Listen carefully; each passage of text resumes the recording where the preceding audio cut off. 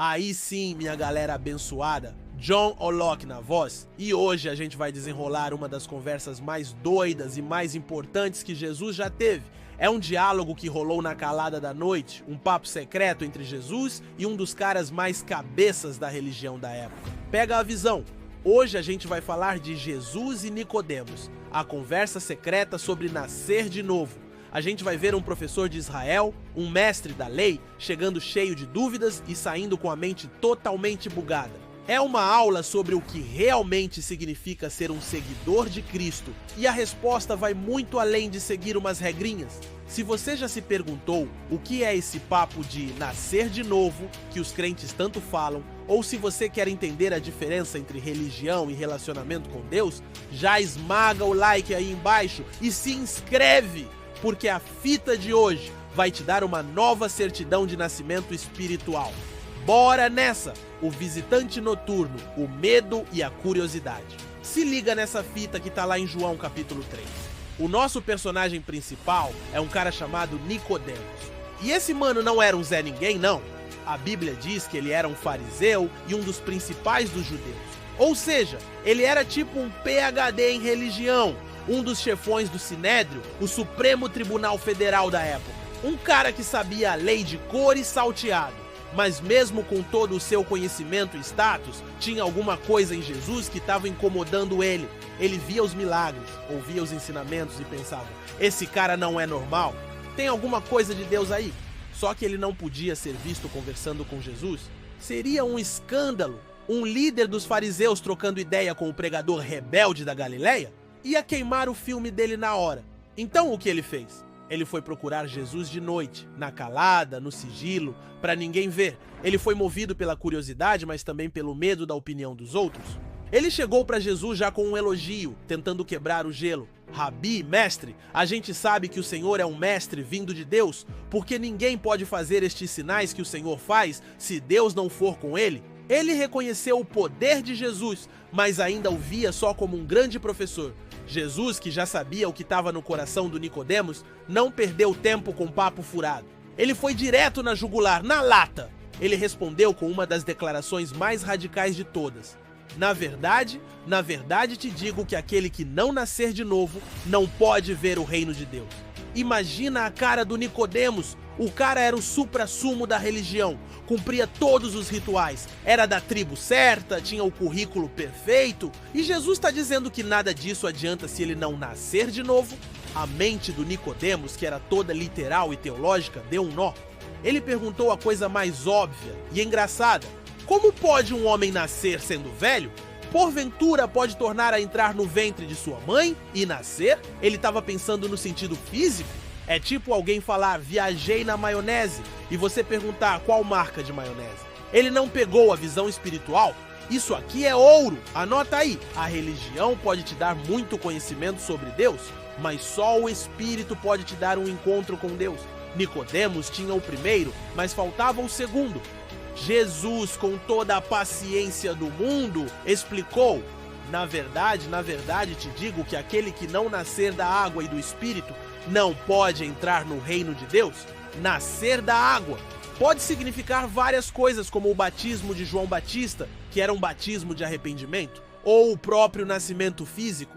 Mas a ideia principal é de purificação, de reconhecer que a gente está sujo pelo pecado e precisa ser limpo. Nascer do Espírito. E aqui tá a virada de chave. Não é uma reforma, não é dar um tapa no visual da sua vida. É uma recriação. É o Espírito Santo vindo e te dando uma vida nova, um coração novo, uma natureza nova. É Deus te resetando por dentro. Jesus continua com uma analogia sinistra. O que é nascido da carne é carne, e o que é nascido do Espírito é espírito. Não te maravilhes de te ter dito, necessário vos é nascer de novo. O vento assopra onde quer, e ouves a sua voz, mas não sabes de onde vem, nem para onde vai. Assim é todo aquele que é nascido do Espírito. Depois que eu entendi isso, o novo nascimento não é algo que a gente controla ou entende com a nossa lógica. É uma obra soberana e misteriosa do Espírito de Deus. A gente não vê o vento, mas vê o efeito dele nas árvores balançando.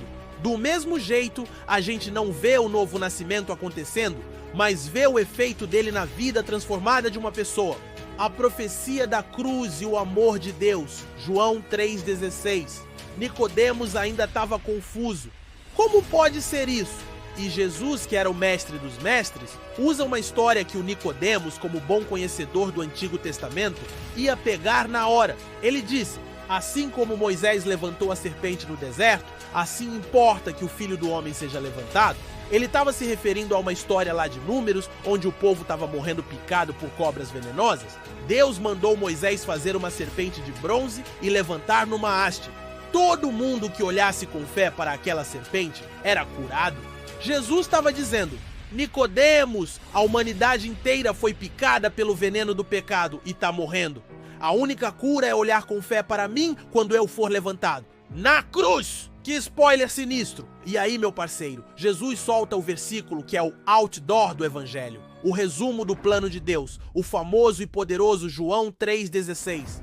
Porque Deus amou o mundo de tal maneira que deu o seu Filho unigênito, para que todo aquele que nele crê não pereça, mas tenha vida eterna. Quebrada celestial.